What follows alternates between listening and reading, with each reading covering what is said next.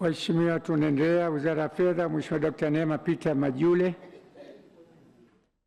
Mbunge anauliza, je, serikali ina mkakati gani wa kuwasaidia wahitimu wa vyuo kutumia vyeti vyao kama dhamana ya kupata mikopo ya kuanzisha miradi ya uwekezaji? Swali limeelekezwa katika Wizara ya Fedha.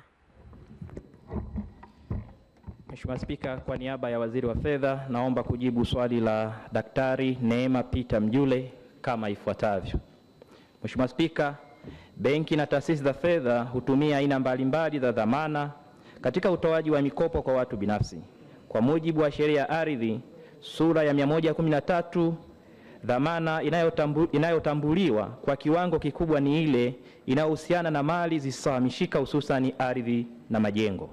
Mheshimiwa Spika, kwa upande wa mali zinazohamishika, serikali ipo katika hatua za mwisho kuandaa sheria ya dhamana kwa mali zinazohamishika yenye lengo la kutambua rasmi mali hizo kama dhamana katika utoaji wa mikopo.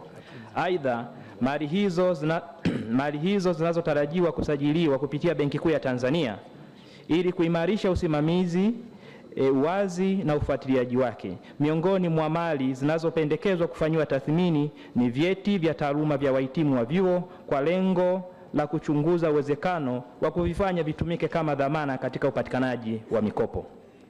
Mheshimiwa Spika, kwa sasa serikali inaendelea kuwashauri vijana wanaohitimu vyuo kutumia fursa zilizopo kupitia mifuko na programu mbalimbali zinazosimamiwa na serikali, mfano mfuko wa vijana ambayo hutoa mikopo yenye riba nafuu ili kuwawezesha kuanzisha na kuendeleza shughuli zao za kiuchumi. Mheshimiwa Spika, naomba kuwasilisha. Dr. Neema. Asante Mheshimiwa Spika. Nitakuwa na maswali mawili ya nyongeza. Vyuo vikuu vingi duniani sasa hivi vinaandaa wahitimu ambao wanaenda kuajiri wengine, yani wenyewe wanakuwa waajiri ili waajiri wengine, na wameanzisha Career Development Department ambao kazi yake ni kuwagroom hawa wawekezaji vijana ili watakapotoka wafungue miradi mikubwa, kuanzisha miradi na kuajiri wengine. Je, serikali ya nchi yetu ipo tayari sasa kuanza kubaini wawekezaji wakiwa bado hapo chuoni na kuweza kuwapa mikopo mikubwa ili wakafungue miradi mikubwa na kuweza kuajiri wengine? Swali la pili, je, serikali itaanza lini sahumu mpango wa kutumia vyeti kama dhamana? Na uwekezaji ni kitu kikubwa, unahitaji mtaji mkubwa.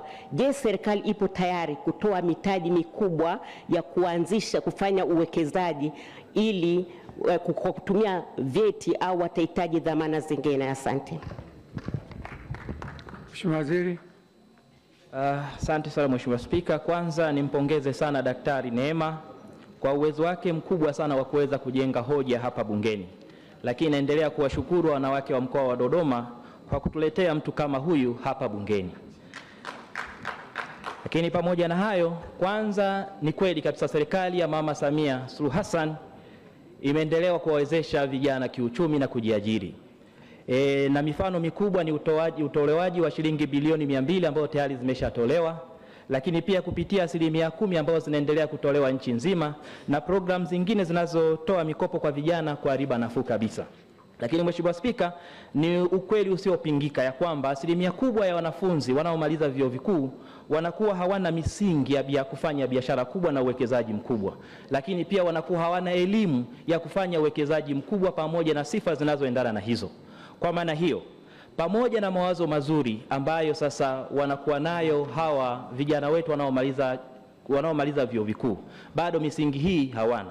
Na ndio maana sisi kama serikali tunashauri ni lazima tuone mwendelezo wa biashara, tangu tuone biashara inapokuwa ndogo mpaka inapofikia kubwa, kufanya investment ya milioni zaidi ya 600, 800 na kuendelea. Kwa maana hiyo, sisi tunashauri kwamba vijana hawa pia lazima tuangalie trend ya biashara wanazozifanya na mitaji yao.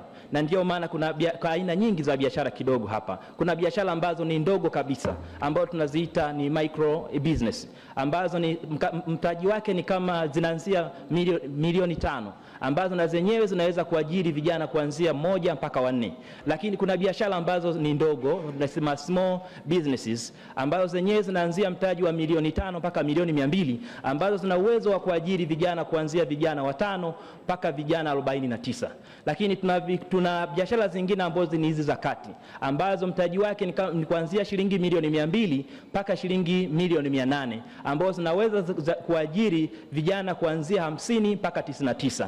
Na mwisho tuna wale kwamba sasa wafanya biashara wakubwa ambao sasa na wenyewe wanaanzia mtaji wa milioni 800 na zaidi, ambao wanaweza kaajiri watu kuanzia 100 na kuendelea. Kwa maana hiyo, vijana hawa ambao wanatoka vyuo vikuu hawana misingi mikubwa na elimu ya biashara mpaka kufikia kutoka biashara ndogo kwenda biashara kubwa. Kwa hiyo sisi kama serikali tunaendelea kuwahimiza, lazima tuone trendi ya biashara ya mtu huyu anayetoka chuo kikuu, tumwezeshe kupata elimu ya uwekezaji na namna ya kufanya uwekezaji.